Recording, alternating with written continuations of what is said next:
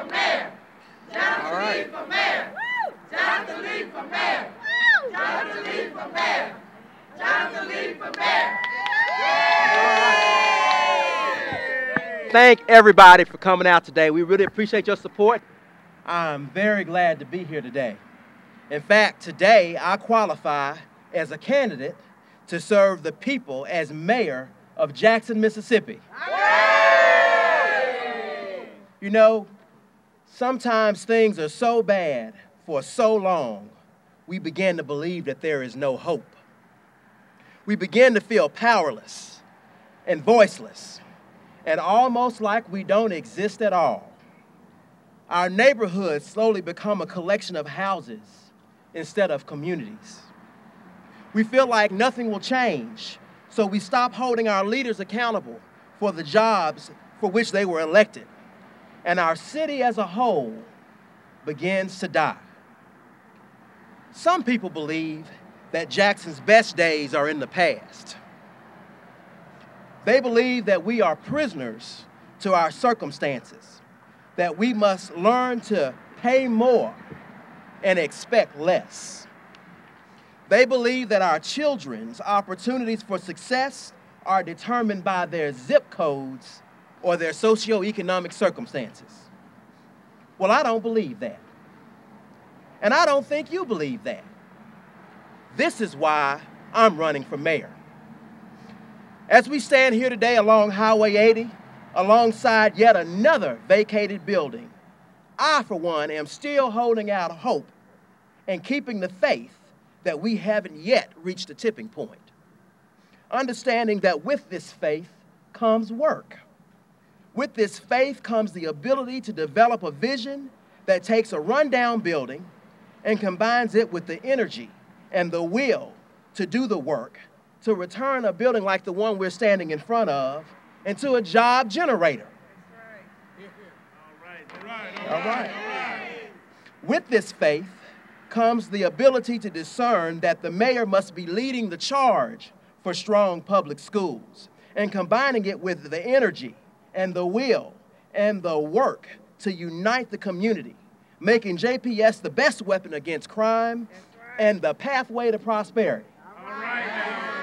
With this faith comes the ability to build a case for business and combine it with the energy and the will and the work to stem the tide of businesses leaving our community and to turn around corridors like Highway 80 and turn them away from being dilapidated monuments of what used to be into bustling commercial interchanges of the future. Faith and work are two essential tools needed to get Jackson back in the game. But there is one more element required to put us on the path of greatness. And it's you. It's you, the citizens of Jackson. Jackson is an army of 174,000 citizens. Yes. And with capable leadership and vision, we can do anything. Right. I don't know about you, but I'm no longer willing to accept the idea that Jackson has to sit on the sidelines and watch the rest of the world pass us by. Right. We can't sit on the sidelines while illegal guns and drugs flood our streets. We can't sit on the sidelines while people are jobless in Jackson. No. We can't sit on the sidelines while our leaders watch our streets crack and crumble. No. Jacksonians are fed up with flooded houses. Yeah. They're fed up with sewage flooding into our rivers.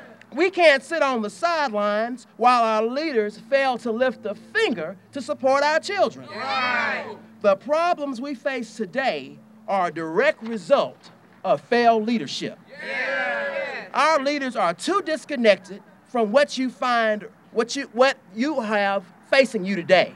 In fact, we need leaders that can find real solutions to the problem you face each and every day. Yeah. Just ask the residents of Presidential Hills who endure flooding every time it rains. Yeah. Or the folks living on Thousand Oaks Circle and Brook Hollow subdivision who have been calling the city for a fire hydrant that's been running continuously for 4 months. Yeah. Talk to the people in Mayfair subdivision who are tired of driving on the worst roads in Jackson because the city has failed to respond to their request for action. Yeah. The evidence of slow response and inaction goes on and on. Yeah. And it shouldn't be this way. That's right. You deserve better. We all pay taxes, and the very least that you deserve is a safe city. That's right. Places to shop, places to work and play, smooth streets and clean water, and a guarantee that your leaders are working every day to make sure that our children have more opportunities than we had, not less. Yeah. It's the little things that have accumulated in Jackson, the little things that have been left undone. They've turned small issues into huge problems. We've got to get back to the basics. My administration will focus on what we call those core issues. That's C-O-R-E, crime, opportunities for employment, repairing the infrastructure, and education. We are going to make our city safe by retaining and recruiting the best and brightest police officers and firefighters. And we're going to do that by improving morale. We're going to stabilize work shifts. We're going to provide clear paths for career advancement. We're going to prevent crimes by utilizing data, technology, and neighborhood residents to identify crime hotspots. We're going to be taking these illegal guns off the streets. We're going to be ridding the streets with drugs by initiating specialized task forces. And most of all, we're going to rebuild the trust and the communication between JPD and the citizens of Jackson. We're going to return Jackson to being business-friendly again. We're going to change the culture at City Hall by emphasizing competence and superior customer service. We're going to overhaul and simplify the permitting process where people can go online and see the requirements and easily apply for permits and pay for services and bills. We're going to develop an interactive website that allows citizens and businesses alike to track issues that they're following in the city. We're going to create a business relations liaison division that will serve as the point of contact for businesses in our community. So when we hear of a Sam's leaving town, we won't have to find out by watching the news. We're going to repair infrastructure, and we're going to explore regional partnerships to create revenue that can finance those improvements. I'm tired of Jackson going in the citizens' pocket to finance each and every little thing. We've got to get creative.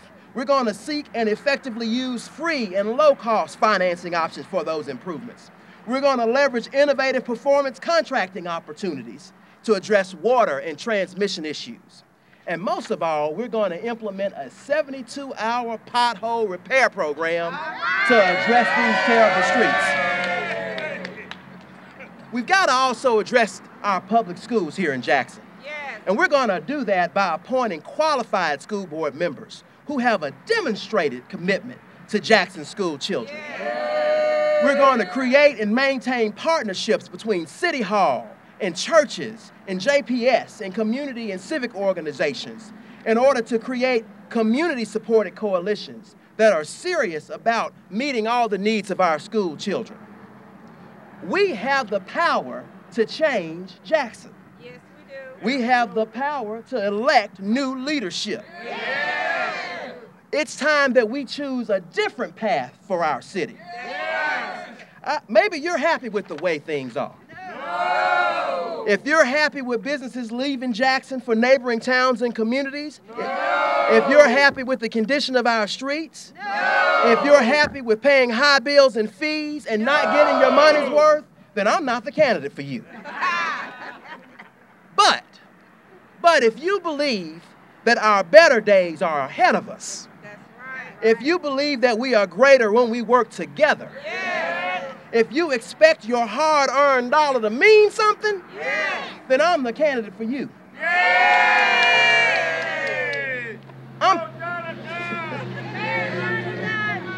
I'm proud. I'm very proud of my experience. And I believe my experience uniquely qualifies me to lead the city of Jackson. I've run a successful second-generation business for over 11 years, since age 24. I've served as chairman of the Jackson Chamber of Commerce, where my job was to recruit and retain businesses to Jackson, often stepping in times where the city was nowhere to be found. I sit on the board of Baptist Hospital, where we oversee an operation that generates over $400 million in net revenue and a team of 3,000 employees, a much larger operation than what we have here in Jackson. I have also volunteered and served on boards of numerous nonprofits and social service agencies. But most importantly, I'm a husband, I'm a dad, I'm a brother, I'm a son, I'm a friend, I'm a citizen, and I'm fed up. I'm concerned about our city's progress. We are too. I truly believe that Jackson is at a crossroads. The fact is, Jackson is standing still, and standing still is as good as going backwards. It's our time for the future. It's our time for energetic and decisive leadership. It's our time for safe neighborhoods. It's our time for wonderful public schools. It is our time for greatness. I'm asking for your support, your prayers, and your vote on May 7th. Thank you very much.